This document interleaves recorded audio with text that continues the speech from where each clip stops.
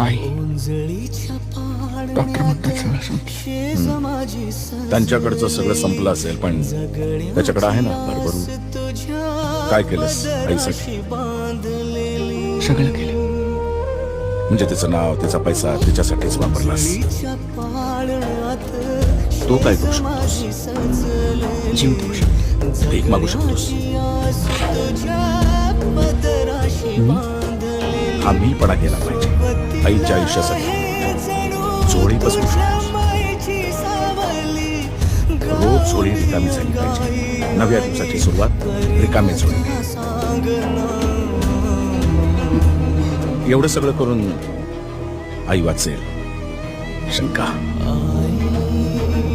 ही शंका दूर व्हायला 48 दिवस लागतील. तेव्हा तुला स्वतःची ओळख पटेल.